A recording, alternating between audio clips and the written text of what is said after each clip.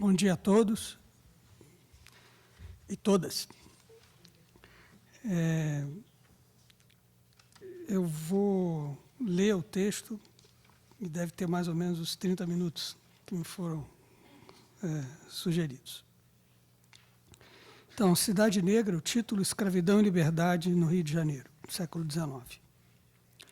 Observado numa perspectiva panorâmica, o século XIX, ocidental e atlântico, parece uma marcha célere em direção à liberdade, ao trabalho dito livre ou assalariado, isto é, um processo linear de superação de formas de trabalho forçado, como a escravidão, a servidão, práticas diversas de trabalho compulsório por endividamento, utilização de contratos de trabalho com sanções criminais e etc. Ao final do século, a ideia de civilização estava ligada de trabalho livre. À superação da escravidão associavam-se imagens de progresso industrial e tecnológico, aperfeiçoamento de instituições financeiras, expansão de mercados, mobilidade voluntária de trabalhadores, aquisição de direitos civis e políticos, crescimento das cidades. Perspectiva enganosa essa, por vários motivos. A começar pela adoção do viés ideológico que unia liberdade no trabalho a assalariamento, mas em especial porque apagava o fato de que a escravidão se reorientou e aprofundou nas primeiras décadas do século XIX, e o fez de modo a tornar ainda mais dramática e desumana a experiência multissecular da diáspora africana.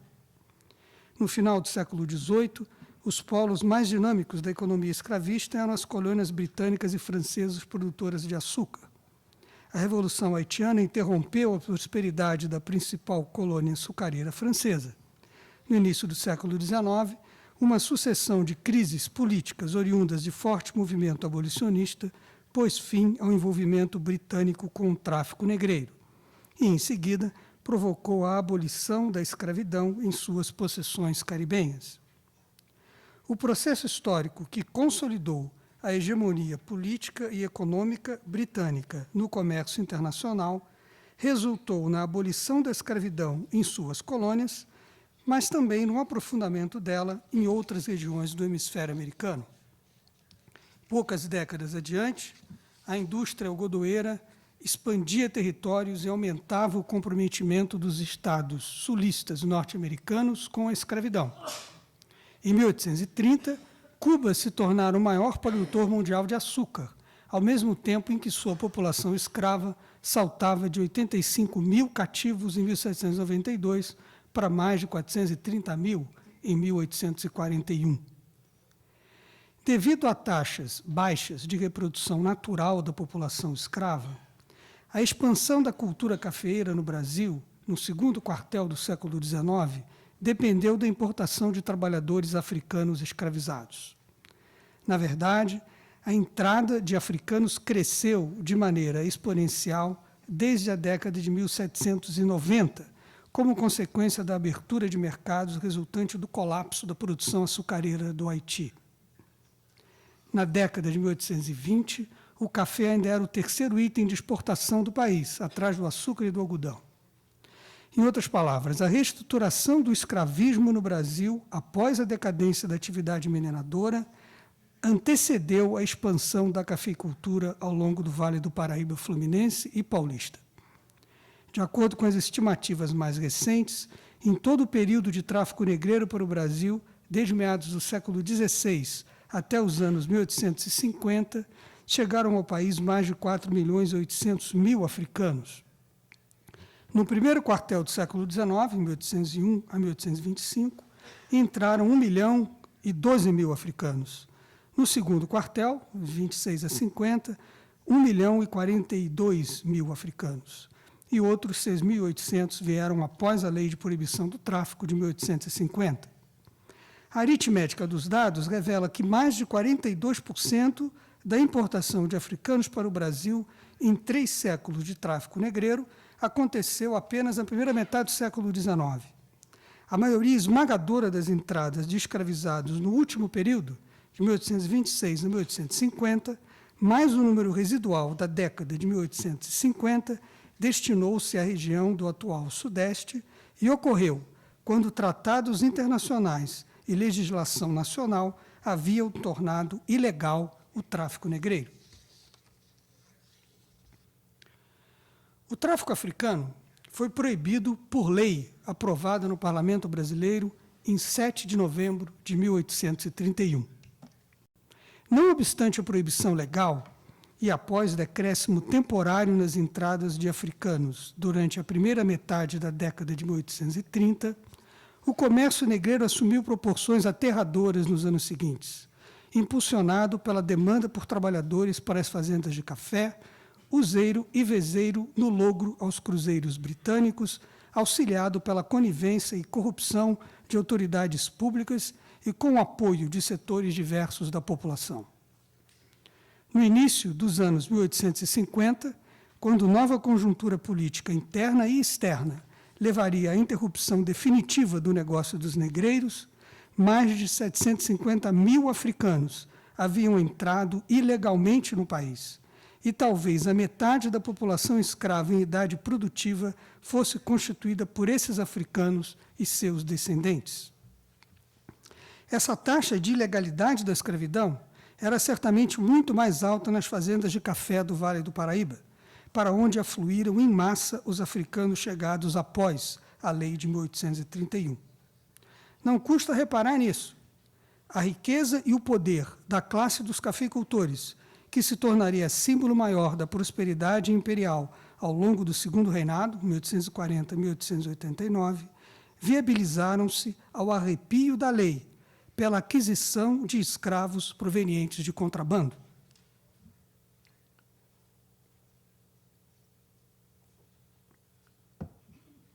Diante do fato óbvio, reconhecido por autoridades públicas e senhores de escravos contemporâneos, de que a propriedade escrava originada na importação de africanos após 1831 era ilegal, não é tarefa fácil entender como foi possível conduzir instituições, negócios e relações sociais de modo a contornar o assunto ou silenciar sobre ele.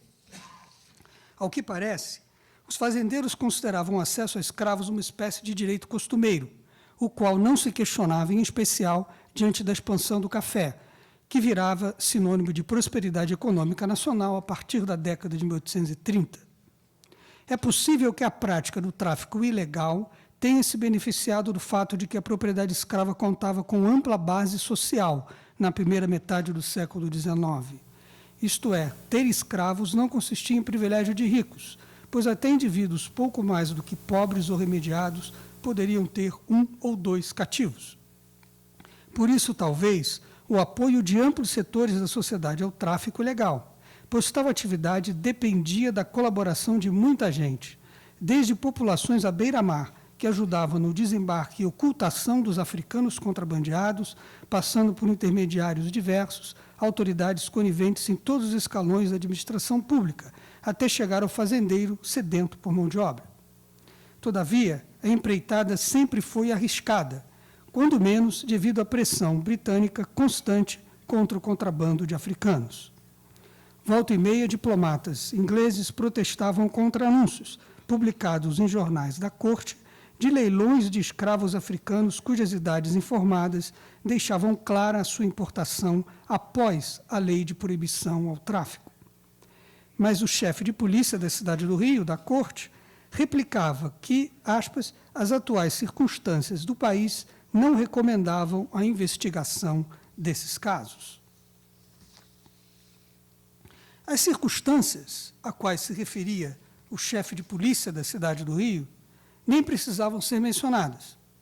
Segundo o censo de 1849, havia 110 mil escravos na cidade do Rio de Janeiro, representando 42% da população total de 260 mil habitantes.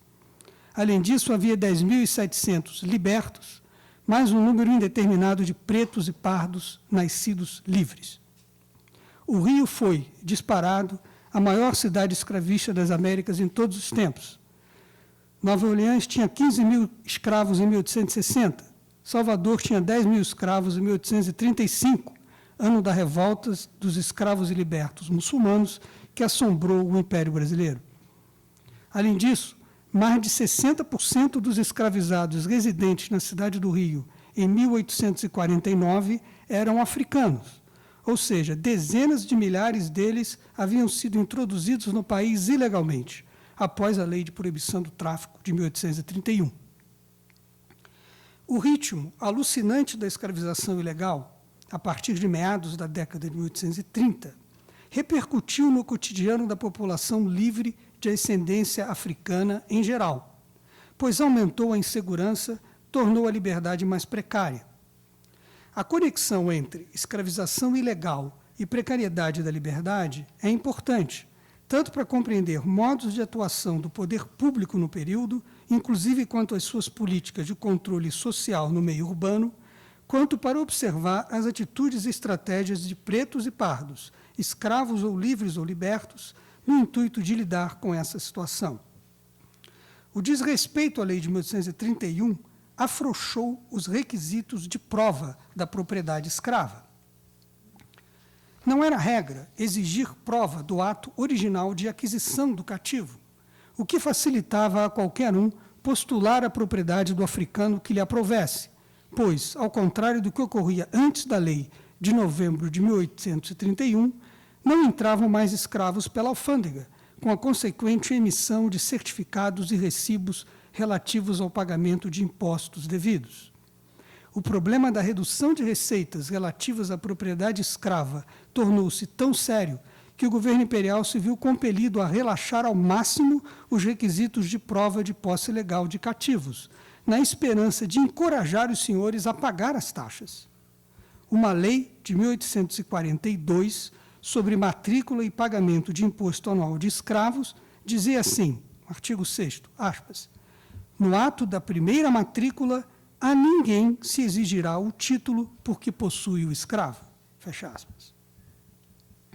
Regras e procedimentos para possibilitar não ver africanos ilegalmente escravizados e dar aparência de legalidade à propriedade escrava originada de contrabando tiveram duas consequências.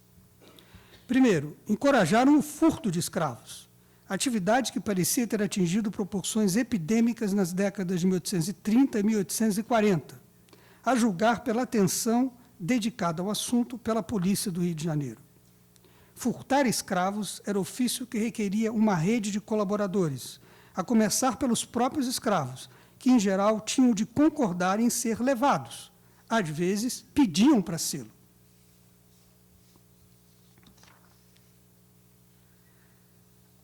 A segunda consequência da frouxidão de regras no que concerne aos títulos de propriedade escrava foi aumentar o risco de escravização ilegal para homens e mulheres libertos e livres de cor em geral, fossem africanos ou brasileiros. Uma característica da sociedade escravista brasileira é o grande número de alforrias, de liberdades, em comparação com outras sociedades escravistas. Haveria muitas histórias para contar nesse particular, pois elas aparecem a miúde na correspondência policial, livros de prisões, processos cíveis e criminais, sugerindo que o risco de redução ao cativeiro pautava, em grande medida, a vida de negros livres, tanto africanos ladinos quanto brasileiros, que tinham de acautelar seus movimentos e atitudes de maneira a evitar o perigo. Após o fim do tráfico africano, em 1850, quadrilhas atuavam no sertão mineiro sequestrando e vendendo crianças livres de cor. A intensificação do tráfico interno de escravos no mesmo período trouxe como corolário eventos que tais ocorridos nas províncias do norte do país, conforme discussão ocorrida no parlamento entre os deputados gerais em 1º de setembro de 1854, uma discussão ampla sobre sequestro de crianças do norte que eram trazidas para o sul do país. Ao menos desde meados dos anos 30, a polícia da Corte do Rio de Janeiro, portanto, adotara o pressuposto de que um negro, detido por suspeita de que fosse escravo fugido, permanecia considerado cativo até que apresentasse prova de liberdade. Decorridos prazos regulamentares, os escravos não reclamados, os escravos entre aspas, que não se sabia se o eram, não reclamados eram leiloados. Como é fácil adivinhar, a polícia errava com alguma regularidade.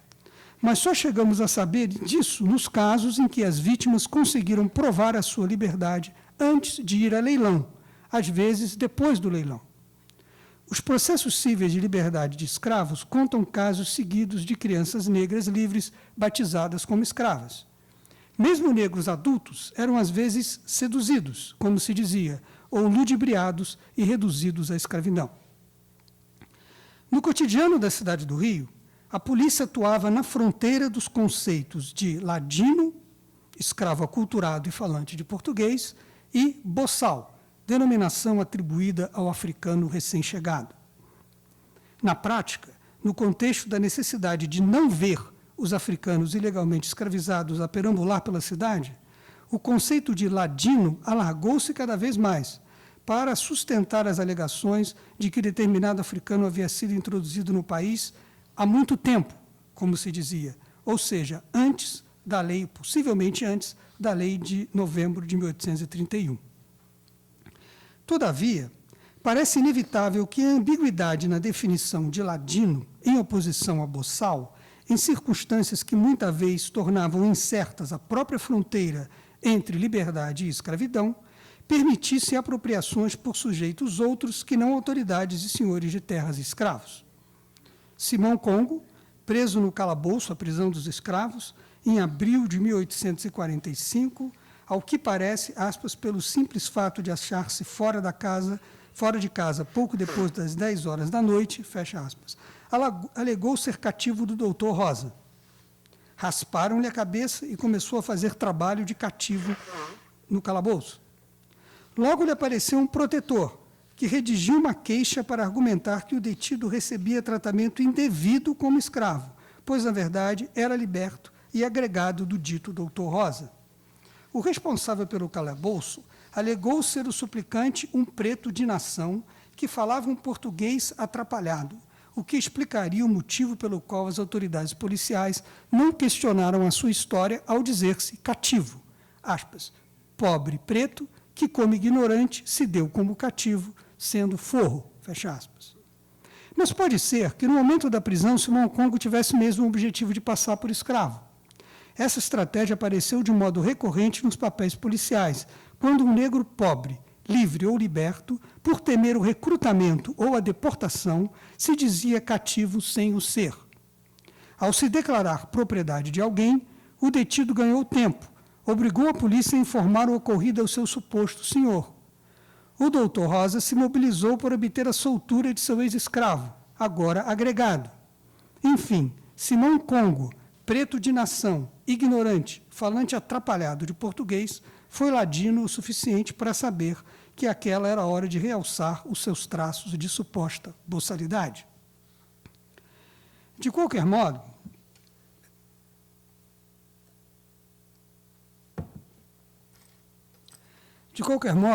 meu argumento é de que a experiência de liberdade dos negros no Brasil do século XIX era marcada pela precariedade estrutural, muitas vezes advinda das fronteiras porosas entre escravidão e liberdade, muito presente no cotidiano da cidade do Rio de Janeiro à época.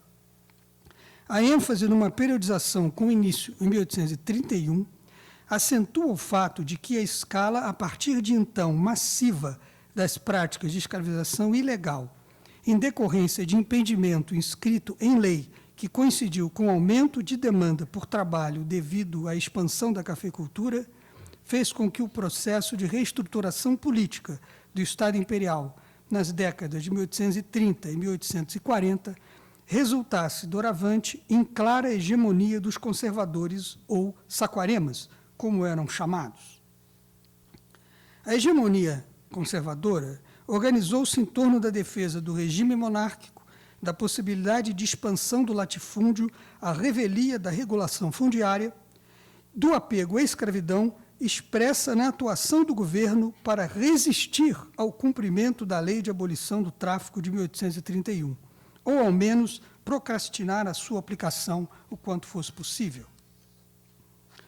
Do ponto de vista da experiência de liberdade dos negros, o que se viu foi a necessidade de lidar com a multiplicação de situações sociais em que sinais de africanidade, quaisquer, tendiam a ser vistos como indícios de cativeiro. A precariedade da liberdade institucionalizava-se nos modos de atuação do poder público, em especial de autoridades locais de várias espécies, tais como a polícia, juízes de paz e juízes municipais. A abolição do tráfico negreiro, em decorrência da Lei de 1850, estabilizou momentaneamente o domínio conservador, uma nova lei que aboliu o tráfico, dessa vez para valer. Na medida em que a pressão inglesa pelo cumprimento dos acordos internacionais sobre o tráfico ameaçara a própria soberania do Estado imperial. Ademais, a crescente presença demográfica africana, num contexto de rebeldia escrava no final dos anos 1840, reacendia os temores senhoriais vigentes na década de 1830. A experiência de precariedade na própria escravidão adquiria novas dimensões, pois a abundância de mão de obra escrava desaparecia em virtude da cessação do tráfico africano e da trágica epidemia de cólera de 1855 e 1856. Por conseguinte, intensificava-se o tráfico interno de escravos, trazendo insegurança a comunidades cativas do norte do país, que ficaram mais sujeitas à dispersão por venda para províncias cafeeiras do centro-sul. Em pleno parlamento imperial, mencionava-se o sequestro de negros livres e libertos, em especial crianças escravizados e negociados no tráfico interno. A década de 1860 trouxe o recrudescimento da pressão inglesa. O governo inglês insistia na tese de que eram africanos livres, todos os africanos introduzidos em desrespeito à lei de 1831, e não somente aqueles de fato aprisionados em ações de repressão aos desembarques clandestinos, que foram muito poucos. Semelhante tese, se pudesse vingar, acarretaria o reconhecimento da ilegalidade de boa parte da propriedade escrava existente no país à época, como insistia em dizer, aliás, o abolicionista negro Luiz Gama. Surgiram, então, processos cíveis de liberdade de escravos que adotavam como fundamento o descumprimento da lei de 1831. A esperança que ameaçava graçar ao resto do chão, em meio ao isolamento internacional agravado pelo desfecho anti-escravista da Guerra Civil Americana, detonou as primeiras discussões sobre estratégias de emancipação gradual, que, não obstante as protelações de praxe, resultaram na Lei de 28 de setembro de 1871. A Lei de 1871 nasceu sob o signo da ambivalência. Por um lado, os legisladores buscaram assegurar a propriedade escrava ao adotar o alvitre da matrícula geral dos cativos.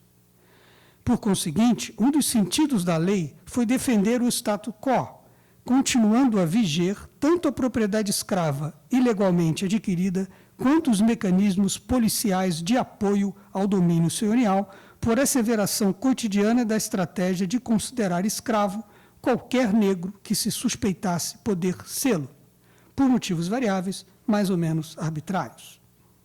Por outro lado, a interferência do poder público no problema da liberdade, com a libertação dos nascituros e a criação de formas de chegar à alforria, independentemente da vontade senhorial, abriu brechas potenciais para a atuação dos escravos e seus aliados no intuito de lutar pela liberdade, utilizando-se do próprio arcabouço legal agora garantido pelo Estado imperial.